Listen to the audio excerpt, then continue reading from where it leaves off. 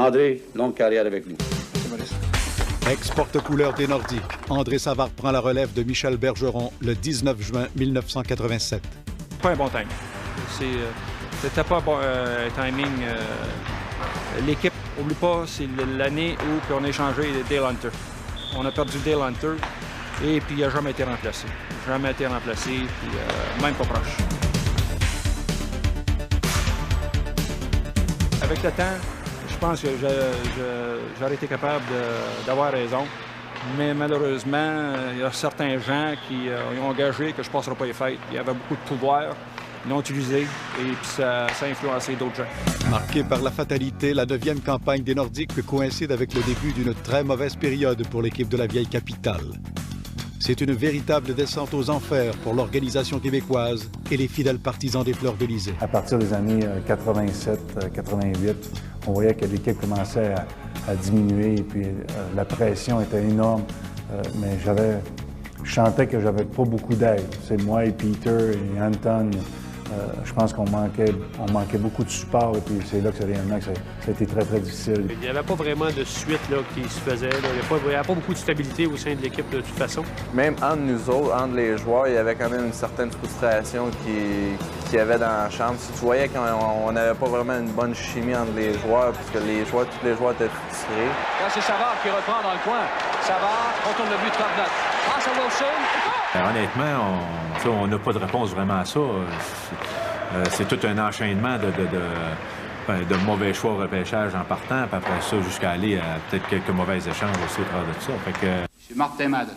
En état de crise, à la veille d'entreprendre leur 10e saison dans la Ligue nationale, les Nordiques se lancent dans un programme de reconstruction sans précédent. Martin Madden est le nouveau directeur gérant et Jean Perron devient son assistant.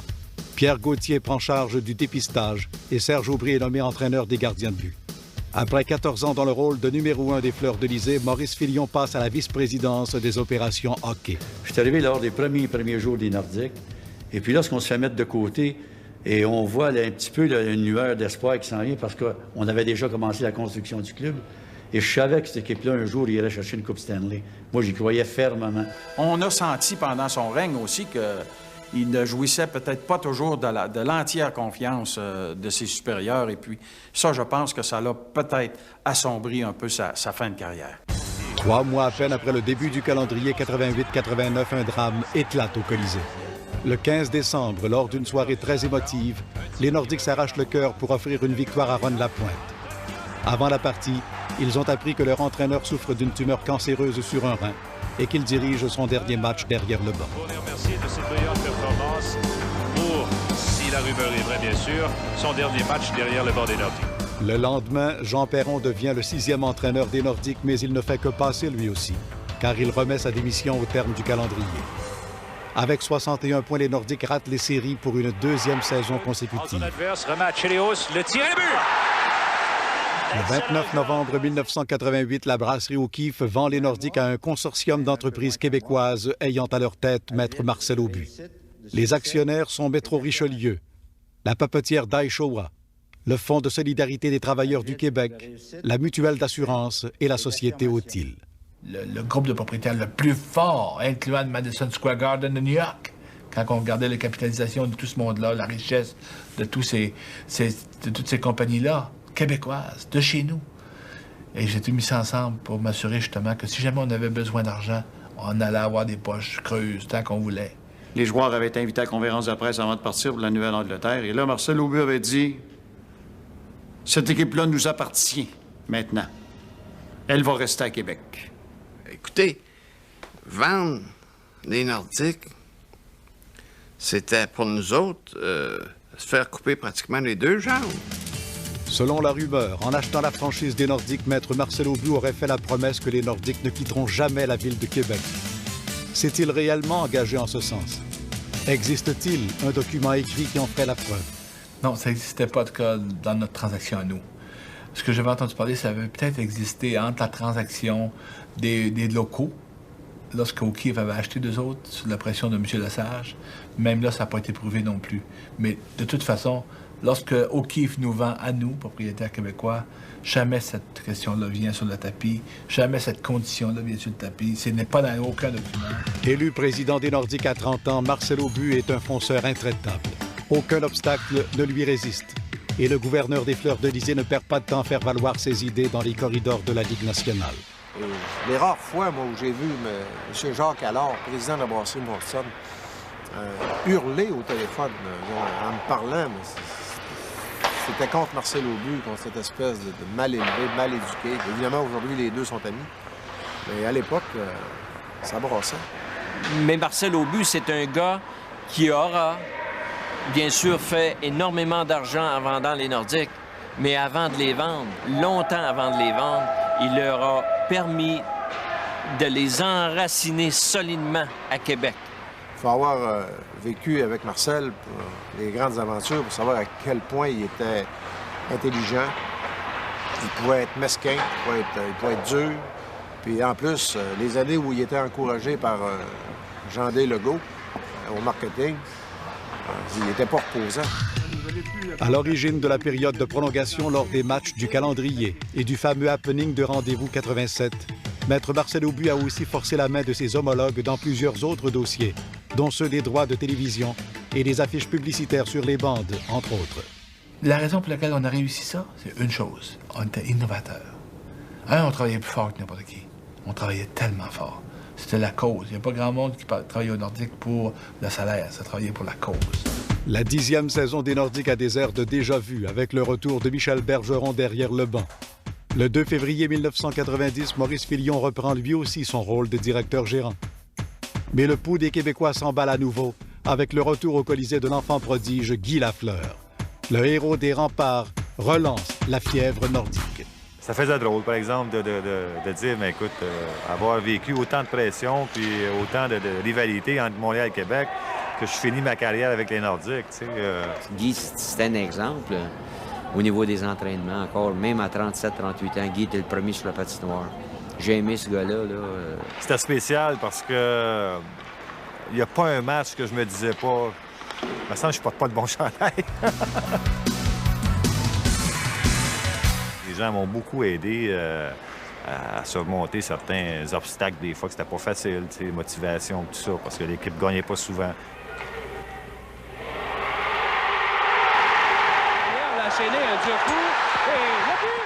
Des coups d'éclat qui ont l'effet d'un mirage devant une réalité plus cruelle encore. Les Fleurs de Lysée s'enlisent davantage.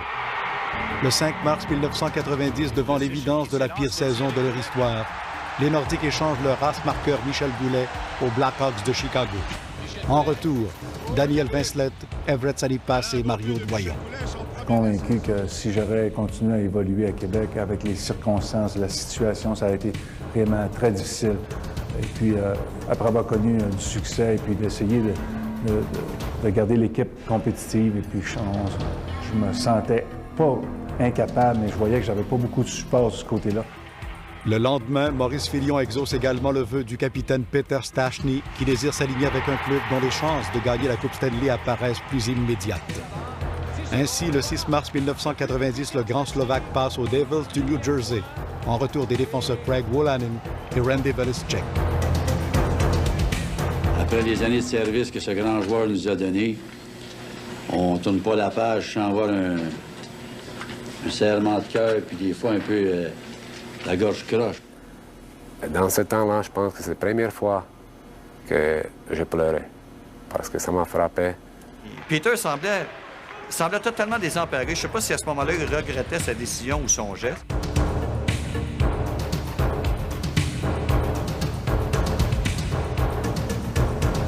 10 ans, c'était pas 10 ans ordinaires, c'était extraordinaire. 10 ans de jeunes personnes, 10 ans avec ma famille, avec ma femme qui est arrivée avec moi. On est arrivé avec une poche, rien d'autre. Maintenant, tout est fini.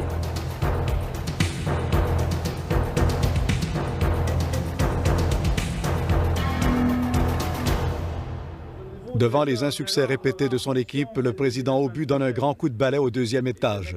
Maurice Filion et Martin Madden sont limogés et Pierre Pagé devient le nouveau patron des opérations hockey. Michel Bergeron ne résiste pas au vent de changement. C'est peut-être temps de penser, là, de faire plaisir à mes proches avant de d'essayer de faire plaisir à d'autres. Et Dave Chambers s'amène à la barre de l'équipe. Un choix contesté. Pierre Pagé. Donc, on a essayé cette chose-là, puis ça n'a pas marché.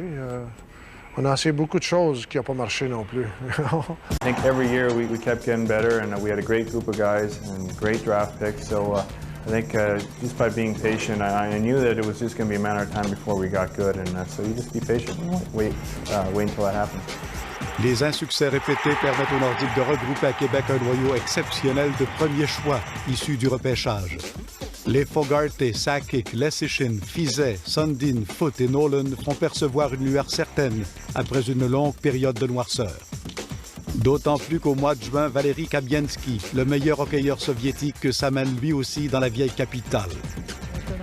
Quelques jours plus tard, le surdoué Eric Lindros devient le premier choix des Fleurs d'Élysée, malgré la version avouée du clan familial pour Québec. Il avait refusé de mettre notre gilet au repêchage. Alors, c'était toute une mise en scène, pour ne pas avoir l'air trop cruel. Mais son esprit n'avait pas du tout changé. Il avait refusé de mettre notre gilet. Là, on savait qu'on s'en sortirait pas. Mais un manque de respect envers des amateurs de hockey fidèles, envers des vrais amateurs de hockey, des gens qui appuyaient leur équipe, des gens qui avaient besoin de voir revivre leur équipe. Puis on savait très bien que Lindros était justement le genre d'athlète qui aurait pu permettre aux Nordiques de revivre. Quel monstre! Lui, là, c'est incroyable ce qu'il a dit sur notre ville, qu'est-ce qu'il a dit sur notre culture. Nous autres, les francophones, on a vraiment pris ça vraiment dur. Je veux pas dire que les anglophones n'ont pas pris ça dur, je pense qu'eux autres aussi. Tout le monde a aimé ça de pouvoir jouer avec Eric Lindros. Ça nous aurait vraiment aidé à sortir du trou. La saga Lindros, qui préfère rejoindre son club junior à Oshawa plutôt que de se rapporter à Québec, a des effets négatifs inévitables. Dès la mi-novembre, Pierre Pagé doit prendre les commandes de l'équipe après avoir congédié Dave Chambers. À l'image des précédentes, la campagne 91-92 se termine en queue de poisson et les Québécois sont exclus des séries pour une 5e année consécutive. La grogne des partisans et des joueurs met une pression insoutenable sur le directeur gérant qui décide de clore le dossier Lindros.